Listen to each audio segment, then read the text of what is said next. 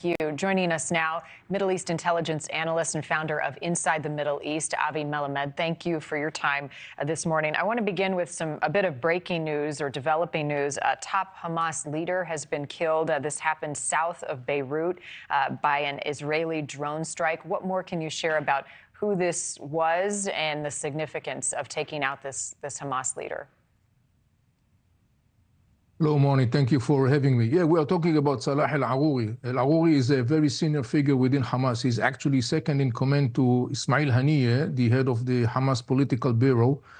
Al-Arouri originally is from the West Bank, in a village from the area of Ramallah. He was the head of the military, Hamas military apparatus in the West Bank, and a very senior, prominent Hamas leader. He was based a long period of time in Turkey. He was guiding a lot of terror attacks against Israel from that area as well from other areas. In the last couple of months, he has been staying constantly in Beirut, in Lebanon, and his elimination this evening is a very significant and interesting development. How much more of Hamas's leadership remains? Well, it depends who you talk, because Hamas has different kind of leadership, sort of speaking. You got the military leadership. We see that in Gaza Strip. You got the political leadership. You got the spiritual leadership. And by the way, some of the spiritual leadership of Hamas, which, by the way, is confidential, were eliminated during the war in Gaza Strip. So you have different levels of leadership of Hamas. Obviously, Israel is mostly focusing, targeting the senior military leadership of Hamas in Gaza Strip as well as outside of Gaza Strip. And are all of these groups aligned in their ideology?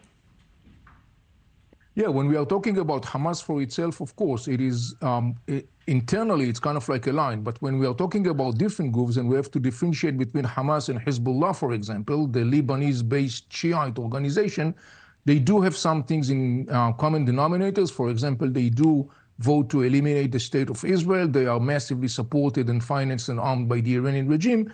That being said, there is also some differences between those different groups. You are an expert on the Middle East, and we're already seeing the escalation in the Red Sea. We're also seeing Israel shift its troops and prepare to address the situation to the north in Lebanon. How much worse might this get, and what deterrents are you and others looking to see to prevent that? It could get worse. We have to remember something very simple. The hands that are squeezing the triggers, whether they are Houthis in the Red Sea or Hezbollah in Lebanon or Hamas in Gaza Strip and Islamic Jihad and others, they are the hands that are squeezing the triggers. But in the end of the day, the mastermind is the Iranian regime in Tehran. And this regime is basically inflicting an enormously havoc and destruction and death across the Middle East. In the end of the day, there is no other alternative but decisively confronting that regime and making sure that this regime will not be able to continue and to destabilize the region from the Red Sea all the way up to Lebanon, Gaza Strip, and so on. And can Israel decisively confront Iran on its own? Iran is not a challenge of Israel. Right now, we could see very clearly that the Iranians are a major challenge for the whole world. The story of the Houthis in Yemen that are basically taking hostage the world.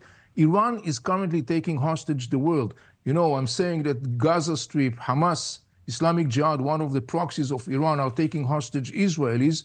At the same time, another Iranian proxy, which are the Houthis in Yemen, they are right now taking the world hostage when they are blocking the whole maritime travel in the Red Sea and the Bab el-Mandab Strait. So in the end of the day, Iran is not only Israel's challenge. Iran is a global challenge, and it has to be addressed as such. Yeah, this is all connected, and Iran now has a naval destroyer that it has deployed to the Red Sea. We spoke with our reporter a moment ago about the hostage negotiations between Israel and Hamas. There was a proposal on the table. Are you hearing anything new from your sources on how close a deal may be to get remaining hostages home? Well, there has been one report coming from an Arab source, which I evaluate, not so sure to say that it's accurate, but there is maybe something into that. I think that the bottom line is today that what we see, there has been an increasing inner debate within Hamas leaders, because we have to remember that those Hamas leaders that are in Gaza Strip and those who are outside of Gaza Strip have a different perspectives. I can guarantee one thing for you and for the viewers: whatever the result is going to be out there, those Hamas leaders will come out and they will announce victory regardless of the reality on the ground. So this is something that I can guarantee you. But in the end of the day, when we are talking about a possible deal regarding the hostages, it seems like, and I'm very cautious about it, but it seems like there are some cracks within Hamas position, leaning towards more, I would say, compromising approach towards something like making a deal. But again, we have to be very cautious about it. And I think that the right approach towards that will be, it's going to take some time. What is leading to those cracks? Is it the pressure from Israel, the military intensity that we've seen? Definitely one of the major reasons, not the only one, but definitely one of the major reasons. Another interesting development in that context is that while Hamas is trying to convey a message of allegedly triumph in Gaza Strip, which is, of course, totally not the reality. By the way, Hamas is using very much to that end Al Jazeera, the Qatari-owned news network. At the same time, on the ground, there is very clearly sounds and voices coming out from the people of Gaza Strip on the ground that are basically openly bashing and criticizing Hamas for the havoc and destruction he inflicted on the people of Gaza Strip.